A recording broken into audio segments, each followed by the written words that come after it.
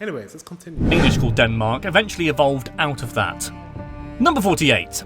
The sort of first non-legendary ruler of Denmark was a guy not so nicely named Gorm the Old. Surely he can't be called that from birth. Or at least that's as far back as tracing its roots goes. He reigned in Jelling in the year 936 AD. Number 49. Gorm the Old had a son who ruled for 25 years, and his name was No, not really. It was Harald Bluetooth. And yes, by the way, this is where the technology Bluetooth gets its name from. In fact, its symbol is his initials in bind rune. Number 15. Anyway, Wait. Bluetooth... Is he telling me that Bluetooth was invented in Denmark? Is that what he's saying? I need to know. It was named after, well, Bluetooth, because Harald managed to unify the disparate tribes of Denmark together into one country and group, which, you know, well done him, fair play. Number 51. Bluetooth's descendants, Sweyn Forkbeard, Harald II, and the one that I need to be unbelievably careful about saying, Canute the Great, went on to do great things like conquering the whole of England. I mean, I'm not sure my ancestors would have enjoyed it, but, you know, well done them, I guess. That meant there was now an... That's not actually accurate because he said I don't think my ancestors would have enjoyed it. I think your ancestors are probably Vikings as well, but hey ho. Anglo-Danish kingdom over the British Isles for a fair while. Number 52. By the year 878, the Danes had conquered northern and eastern England, and by the 11th, King Canute had a big old kingdom which included southern Sweden, Finland, Norway, England, and Denmark. Number 53. Canute had a son called Harder Canute, which is hilarious, and I want to name my son Harder Sam, who took over from him when he died. Thing was though, Denmark at that time was looking to be invaded by both Norway and Sweden, and the threat meant he couldn't actually go to England. Wow. Number 54. Some sources say that power shifted in England to more traditional English heirs, which the Danes weren't too happy about. They tried some more attempts to take England back under their control, but ultimately failed each one. Number 55. Bluetooth's name is still remembered though with the yellow... Yeah, because, sorry, I'm just thinking back at it said that the English took over. Is that why England, they don't speak... Because if you think about it, if the Vikings were like pillaging and raping and taking over like England, you would have thought that we would have spoke like a Danish language or Swedish language or, you know, Nordic language, Scandinavian language, but we don't. Really, we should be speaking Danish. But if the English, if they didn't take over, take back the power, we probably would have been speaking Danish, right? Huh. Or something closer to Danish. The yelling stone of Harold I.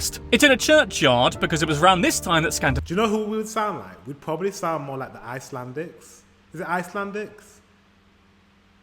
Yeah, the ones that the Icelandics would sound probably like that. That's how... I think if we kept our... If England spoke a style of Scandinavian style, a form of Scandinavian language, I think it would sound like Icelandic. What do you think? Because Scottish almost sounds like Icelandic as well. Scandinavia started to accept Christianity. More on that later. Number 56. So as I said earlier, Norway's current monarchy is traced back to 935 to Gorm the Old. And yes, this leads all the way up to the current monarch, Queen Margrethe II, who rules over the country when she's not sketching Pippin. Number 57. Anyway, cut to the 13th century and a guy named Voldemar... I don't know much about your royal family, by the way. I don't know much about your royal family at all. I need to explore your royal family. I've explored a bit of the Swedish royal family, the Norwegian royal family. Clearly, I know about our royal family, but I don't know about yours. Is she related to our late queen? Is she related to Charles? Because I know all the royal families are related, but yeah. Pippin. Number 57. Anyway, cut to the 13th century and a guy named Voldemar II ruled and managed to expand quite impressively. He conquered areas like Pomerania, Estonia, Mecklenburg and Schleswig-Holstein. However, various nobles wanted power over this big new country, and so wouldn't you believe it, fights happened, and this didn't last all that long. Number 58. Later, from 1397 to around 1523, Denmark was part of what was known as the Calmar Union, a supergroup of nations under one leader. The union was made up of Denmark, Norway and Sweden, but this fell apart when Sweden decided they wanted out. Sweden. Sweden. So you could have been one country, like one big country, like almost like a Russia. But Sweden was like, no, I want to be separated. Number 59. Tensions were rising in Denmark at the time too, as some were saying they wanted to break away from being all Catholic and stuff, and wanted instead to convert to Lutheranism. Number 60. What's Lutheran? King Frederick I was the king when this all played out, and I don't... Guys, I'm going to let you into something. Oh, little secret. I'm actually, through my line, so my great-great-grandfather is Scottish, believe it or not, and white, believe it or not. So I've got, in my DNA, I did a test, I'm 7% Scottish, and I also got 2% Norwegian DNA, which they're not sure if it's Norwegian. It could be also Danish or Swedish, because, I mean, you're all kind of ethnically related. But this, I think King Frederick is the guy that I found in my family tree. So I have a family tree on this site called Genie. I don't know if you've ever heard of it. It's like a massive library of a family tree. My family's got a huge one. They've traced my ancestry like 7-8 generations, going to Africa, going to the Caribbean, going to America, and into England, into Scotland. And my great-great-granddad, who is Scottish, was Scottish, because my grandma is mixed, very fair-skinned lady. He is Scottish, and on my family tree, apparently I can trace my ancestry back to this man. I think it's this man, King Frederick. If you don't believe me, give me 1 second. I'm gonna find him. So, guys, I found it. This is a different Frederick. Is this the same Frederick? Frederick II, King of Denmark and Norway, is your second great-grandmother's ex-partner's wife's niece's husband's uncle's wife, 8th cousin, 15 times removed. So, yeah, very, very, very, very far connection. But yeah, King of Denmark, Frederick II. So is the son of Christian III, King of Denmark. I don't know who. So who's Frederick I then? Is he way before this guy? I don't know. But yes, I am technically related to the royal family by like 100 people. I don't know how many people that would be, but yeah. But do you know what it is? Anyone that has any link to Europe, especially Western Europe, especially England, especially Norway, Denmark, Sweden, through history there's been so much intermarriages and unions that it makes sense. I think everyone probably somehow is related to a royal family member. But yeah, there you go. I'm basically royalty, guys. I'm only joking. But the other thing that's interesting, yeah, King of Denmark, Frederick II, I'm related to him by marriage 1 billion times. Okay, back to the video. So I just realized, I just asked ChatGPT how they would be related. This is his great-great-grandfather. This is the guy that I'm related to, his great-great-grandfather. So technically I'm related to this guy as well, by a jillion people separating us. How cool is that? Anyways, back to the video. Don't envy him, really. He couldn't really decide what to do when people took this time to attack monasteries, which, you know, not cool, gang. Frederick then suddenly died, leaving a right mess behind him. Number 61. The country was in tatters because nobody could decide who was to be leader next, which meant civil war. Oh, Denmark, you really are in a state here. Catholic leaders were worried that a new prince would introduce Lutheranism, and so didn't choose him. They also accepted help from mercenaries from Lübeck, which is now in Germany, to quell the anger. Number 62. Thing is though, when the Lübeckers invaded, the peasants and middle classes didn't really see them as the enemy, but rather as liberators, as they were as against the nobility as each other. Number 63. These aristocrats and Catholic bishops then panicked and installed Christian III as king, who ironically was a Lutheran despite his name. This did That's his dad, Christian III. That's his dad that we just saw. Not help the revolt that was going on, as rich people's houses were set on fire in certain places. Nintendo 64. A chap by the name of Rantzau then took control of things by absolutely decimating these merry bands of peasant bashers, cutting Lubeck off so no more of them could come on over to help, and by storming Copenhagen, the capital of Denmark, which I'm sure we'll mention soon in more detail. Number 65. You see, at this time, Copenhagen liked the idea of being its own stronghold autonomously, an idea fueled by the merchants who quite liked not being meddled with. And so they were, as in they became cut off from the outside world. Wait, Copenhagen was its own place? Was literally its own place? I love that. Do you know what city would love to be like its own country? London. London and England, they would love to be their own country, honestly. In fact, I think there were some petitions for them to become their own country because London is so different from the rest of England. It's very international, number one. Very, very international, very multicultural. People tend to lean more left. There's more money in London than the rest of England. It's centralised, all the power is there. So technically, actually, if they cut the rest of England off, they probably do pretty well as an economy. But yeah, it's not going to happen. It's definitely not going to happen. And they're trying to decentralize things as well and bring more financial institutions and more government offices further north. Not doing very well, but they're trying. Number 66. Thing is though, that comes with downsides too. For instance, a lack of food sources and medical help when there were epidemics, which, oh gosh, it seems like there were. They then surrendered after going it alone for a year. Number 67. This all ended with the Danish Lutheran Church becoming the only religion that was sanctioned by the state, and the king was in direct control of it, making the monarchy in a very healthy position of power indeed. And they all lived happily ever after. Number 68. Except they didn't, because in 1657, Denmark took the brave choice under Frederick III to declare war against Sweden because they occupied Poland, territory that Denmark had lost to them around 12 years earlier. Wait, hold up. Denmark and Sweden once owned Poland. Did not know that. Number 69. Okay. This proved to be a right Job Bluth, i.e. a huge mistake. They weren't especially battle ready and they missed a massive opportunity. Sweden's king, Gustav, at one point became separated from his army due to melting ice. But the Danes didn't capture him and instead wanted to sign a peace treaty, which they did. Number 70.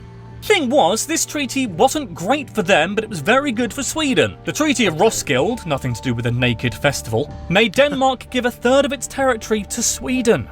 Oh no. Number 71. In response to this, you'd imagine that Frederick III would be the least popular leader since, Zod? Don't know why my head went there, but anyway. But apparently not. In fact, he managed to convince the nobles to essentially give away their powers so he could rule with absolute authority. Number 72. Then we get to the 19th century when things were a bit testy between France and Britain, and the British were worried that Denmark were going to be on France's side. Now, Denmark stayed neutral in this fight, along with Sweden and Prussia, even signing a pact saying they would remain that way. Number 73. Prussia was Germany, right? So, what was the British response to that? They bombarded Copenhagen to bits, obviously. They set a lot of the city on fire, paying particular I'm so sorry we did that. attention to its naval yards. They also confiscated the entire Danish fleet of ships. Number 74. I'm very sorry. The British then offered the Danes an alliance, which was quite a baffling move, which they said no to after their previous behaviour. So they joined the Continental Alliance against Britain instead. Number 75.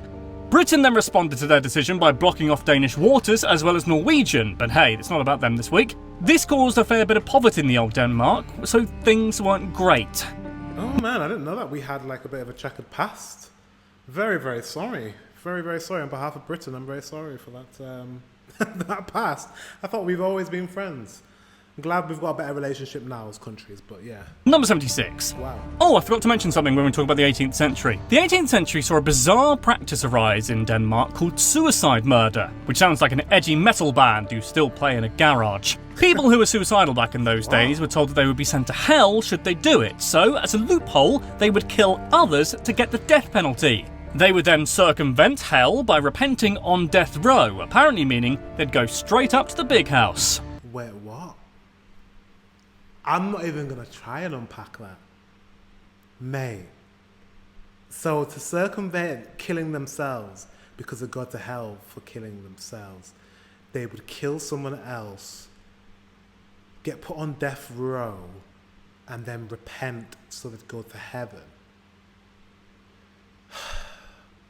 This is why I'm not going to touch on religion. If you're religious and you're Christian, fair enough. But yeah. Let's continue. Number 77. Things eventually got better for the old Danish, proving D-Ream right. There were some great up-and-coming thinkers along the way too in the 19th century, like Kierkegaard, the philosopher, the theologian Nicolaj Fredrik Severin Grundtvig, and fairy tale merchant Hans Christian Andersen. Number 78. Art also made a nice comeback in the 19th century too, with the Danish School of Art being introduced and Bertel Thorvaldsen creating some nice statues for Copenhagen like a good lad. Number 79. King Frederick VII also did what his ancestors would have seen as the absolute inconceivable. He abolished absolute monarchy, getting rid of the king being the complete power over the country. Instead, there was then a parliament. It's worth noting, by the way, he was pressured to do this by the Liberal political party, so it probably wasn't. Of course it wasn't him. I'm thinking, what king would be like, you know what? I want to give away some of my power to other people, to a parliament. Literally get rid of all my power that's been passed on from generation to generation. That's what I want to do. He definitely... No. There's nobody that wants to do that. They love that. They love that. The royal families love having the power and the admiration and the taxpayers' money, and they just love it. They love it. And it's we all have the power to abolish our monarchies if we would like. But if we're being honest, deep down, we like being monarchies. We do. We do.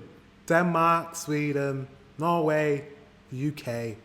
We like being monarchies. We do. We do. Let's be honest. We like the prestige that goes with it, right? People from monarchy countries, we hold ourselves a little bit differently. Right? Maybe we're a bit arrogant. Maybe we think we're above others. I think that trickles down into society. I really do. No, but also I feel like we really appreciate the culture. Even though we have a lot to say about our monarchies, and there's a lot of things we don't like, there's a lot of things I don't like about our monarchy, I cannot say there isn't a huge, long, amazing, incredible history that goes along with having a monarchy and the cultural identity of a country. And people come from all over the world to come and to visit our country just for the monarchy. So they do have a purpose. Could we turn the palace into a museum? Possibly. But for now, they're okay. We could save, some taxpayers' money. Yes, that's true. But I don't know if it was still England would have this, and London would have the same pull if we didn't have a king. I don't know how you guys feel. Anyways, let's go. Back. Wasn't all, his idea. Number 80. There was also a lovely little constitution drawn up too, with free speech and free religion and assembly and everything. Things got good. Everything went from being ruled by one bloke to being very democratic very quickly indeed. Okay. Number 81. But then, a short while later, World War II happened. But Denmark actually managed to save 99% of its Jewish population despite being occupied by the Germans. When the Danish heard of the Germans' plans for Danish Jews from a German diplomat, they quickly jumped into action. Number 82. That action? To smuggle out the Jewish population of Denmark via the sea to Sweden, who were neutral in the Second World War. Wait, you smuggled all your Jewish population to Sweden? Does that mean Sweden has a lot of Jewish people today still living there? Or did they come back to Denmark? Either way, well done. Thank you for your service.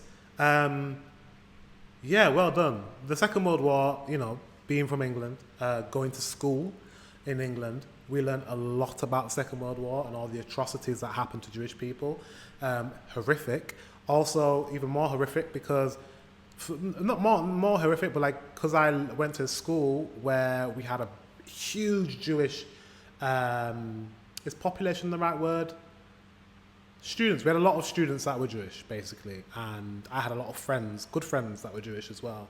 So it made it more real because I realized it affected the people that I cared about and people that I was friends with in school. So I have just positive experiences with Jewish people, and a lot of people. I was very lucky with the school I went to. There were a lot of people of colour, a lot of black people. There were a lot of white people. There were a lot of Jewish people. There were a lot of Asian people, Indians, Pakistan, Muslim, Hindus, Sikhs. Like, I went to the perfect school with like a perfect mixture of people. So like, and I think that's where my fascination for the world has come from. Does that make sense? So like now that's trickled down to me, like wanting to know about my ancestry, learning about my own ancestry, learning about where my family comes from, like Nigeria, Africa, the European part of my family that come from Scotland, obviously having a bit of DNA from the Nordic countries, and that's made me go, and I want to learn about it all. And yeah, that's where it stems from. Because I got a message the other day. Someone said, why do you do these videos? Why do you learn about these countries? It's really weird. Which it is kind of weird. Well, they didn't say it's really weird, but they kind of were like, why are you interested in Scandinavia? It's a bit strange.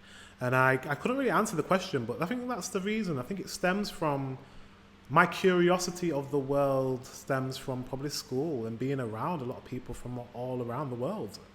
And yeah. My obsession right now is Scandinavia.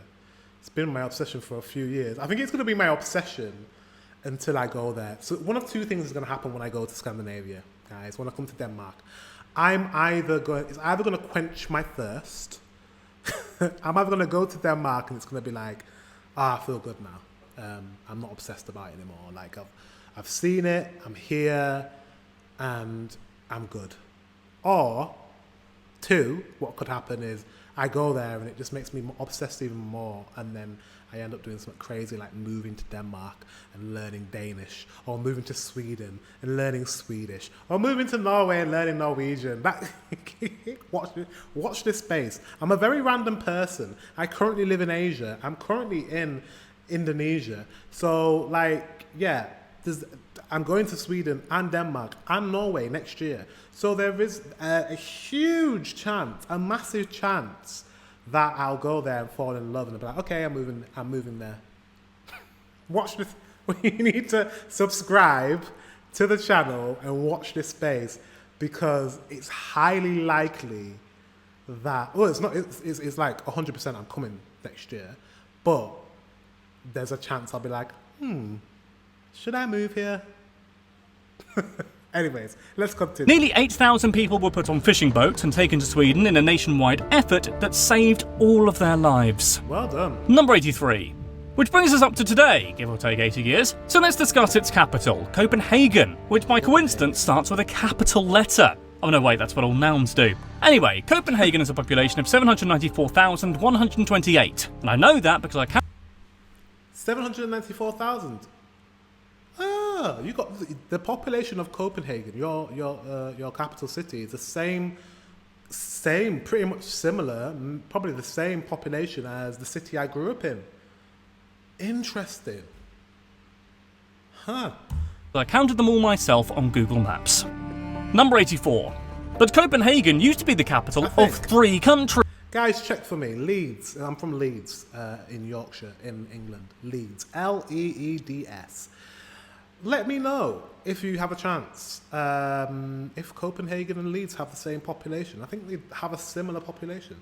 Countries, i.e. the Calmar Union of Norway, Sweden and Denmark. It lasted in this position for about 150 years too. Number 85. Copenhagen has one clean harbour, and that's because 15 years ago officials decided to get some clean water on the go by clearing up the waterways. Now there are several places in the centre of the city where you can swim outside because it's so clean. Wow. Number 86. Once you've towelled off from that, you can venture to Dyrehavsbakken, which mercifully is also known as Bakken for short. Now this is the world's oldest amusement park, having started in 1583. Number 87. Why though? Santa Claus. The roller coaster. Oldest theme park. That is so cool. Their water is so clean, but so is the air too, because Copenhagen uses a lot of wind and solar power, and has advanced heating systems that recycles waste too. God, Scandinavia, eh? That's what I mean. Guys, you're so forward thinking. Like, I don't even know what they talk about when it's. I'm sure there's 101 facts about the United Kingdom, but I just know there's just not. There's no point watching that. I just don't know what we bring to the world. I don't think we bring anything to the world. Number 88. Like I mentioned earlier, the Danes bloody love a bike or two, don't they? Well, probably just one. You can't ride two bikes at the same... You probably can, someone has. Anyway, same goes for Copenhagen. The city has 250 miles of bike lanes and have a super highway for cycling, specifically that connects the city to the suburbs. Number 89. For a time, the University of Copenhagen had its own court, laws, and even a prison all to itself. The school had to obey the city's jurisdiction rules in 1771, but that was after over 290 years of having essentially their own system. Number 90. We mentioned Carlsberg earlier, and I promise this isn't a spawn or anything. That said, we would like some free ones if there's any going. But the Carlsberg Brewery in Copenhagen is home to the world's largest collection of unopened beer bottles. Leif Son, a Danish engineer, started to hoard them all in 1968, but when it became too big for his home, he moved his collection to the Carlsberg Brewery instead. Number 91. In case you were wondering, by the way, Son's still collecting to this day and has over 20,000 bottles now. He's going to have one hell of a party. Number 92. If you want to try some real world-class stunning Nordic cuisine, you can get a 20-course meal in a restaurant called Noma in Copenhagen. 20-course meal. 20? Damn, there must be tiny portions, because 20 is a lot of courses. Noma, I can just tell from looking at how rustic it looks outside with the brick and the really minimalistic branding, that this place, there's no menu on the outside, expensive. I know for a fact this place is expensive. I could just tell. It's been voted the best restaurant in the world 4 times by Restaurant Magazine. Wow. I mean, they must be the leading authority, right? And they've always been in the top 5 since 2011. You can get things like a reindeer tongue or a leg of moose. Number 93. Copenhagen is also home to Tivoli Gardens, which was built in 1843. Well, he transitions so quick, and I'm still thinking about the reindeer tongue. Reindeer tongue. That's a choice, guys. That's a choice. I've not even had reindeer, and the thought of eating a reindeer is interesting to me. I'm like, I don't know what that tastes like. But a reindeer tongue? I don't know if I can get down with that. I don't... 93. Copenhagen is also home to Tivoli Gardens, which was built in 1843. This is the second oldest theme park in the world, proving the Danish really do know how to have a good time, and were innovators of doing so. It's still open and gets well over 4 million visitors a year, except maybe this year. Number 94. Tivoli Gardens also has another particularly important accolade too. It's the inspiration for Disneyland. Come on, man. I haven't got time to slow down. Tivoli Gardens, which was built in 1843. This is the second oldest theme park in the world, proving the Danish really do know how to have a good time, and were innovators of doing so. It's still open and gets well over 4 million visitors a year, except maybe this year. Number 94. Tivoli Gardens also has another particularly important accolade too. It's the inspiration for Disneyland. Walt Disney visited in 1951 and later said he wanted his own theme park to be as happy and fun as Tivoli was. So basically he stole the idea from Denmark, just like they stole The Little Mermaid. Walt Disney had an obsession with Denmark. I heard he wasn't a very nice man. I don't know if this is a myth. I've heard some bad things about Walt Disney. I don't know if you've heard them too. I don't know if they're just a myth, but yeah. So he stole the idea. So, without Copenhagen, your Disneylands wouldn't exist. Number 95. Come to 1971, when a band of squatters took over an abandoned military base in the borough of Christianshavn in Copenhagen. They turned it into their own commune and called it Town Christiania, and it's still going today. Wait, hold up. Pause. Did he say someone took over a military base and made a free town called Christiania? Did I hear correct? Wait, I think maybe I'm getting tired. Hold on. You are now entering the EU. Is that from the inside of the Christiania? Mate, what is this? No. Is this real? Others took over an abandoned military base in the borough of Christianshavn in Copenhagen. They turned it into their own commune and called it Town Christiania, and it's still going today. Number 96.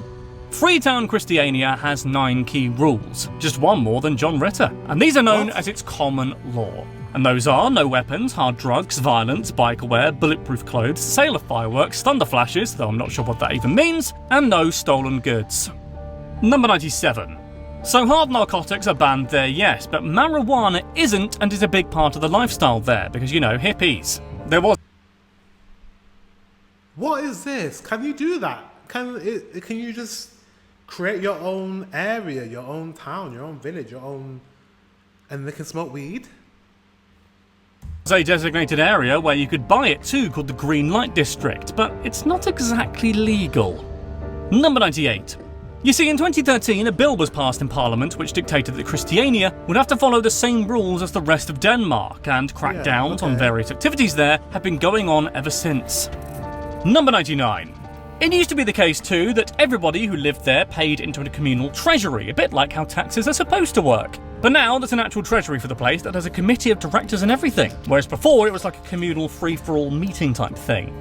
Number 100. Wow, Christiania is a car-free zone too, with bikes and walking being the preferred method of transportation, as it seemed to be more green and environmentally friendly. Told ya, hippies. Number 101. That's so interesting. I have to visit. You know I have to visit. When I come to Denmark, when I come to Copenhagen, I have to see Christiania. I have to. That is so interesting. I need to know more. I need an actual entire video about Christiania. Mate, what do you mean they set up an area, a compound, and called it Christiania and have their own laws and rules? It sounds like that's probably not the case anymore because the government stepped in and said you guys have to follow Danish law, and also now there's a trustee and a committee and people that actually centralize and control the goings on in Christiania. So it's not as free as it may have once have been, but yeah, interesting. Interesting. In 2011, Christiania finally set up the Christiania Foundation and used the money within it to buy the land that the commune was on. With that, they turned from squatters to landowners, solidifying their position. So they own the land that they're on. Well done. So it's actually, you know, it's legit. They actually own it. It's a legitimate sector of Copenhagen and a tourist hotspot. So those were 100 facts about Denmark. Do you live there? Have you been there? Let me know in the comments down below. Be sure to give this video a like and subscribe to 101 Facts if you haven't done so already. Guys, let me know if these 101 facts were the facts that you think should have been spoken about in Denmark. I feel like, as he touched on everything, I feel like I heard a lot about the central parts of Denmark. Do you know what I mean? A lot about Copenhagen, but you are a small country. But very interesting. Very interesting. And yeah, you've learned that I'm connected kind of to Denmark. Well, I am connected via 1,000 people separating me from the King Fredrik. But Christiania, I see why he's left that to the last, because that is the most intriguing part of this video. And I need to know more. I need to know how it happened. Like, whose idea was it? Who set it up? Like, I need to know. Have you been before? Let me know in the comment section below. Can you buy weed legally there? Like, let me know in the comment section. Like, it's a very interesting place. Guys, thank you very much for watching. Until the next one, I will see you very soon.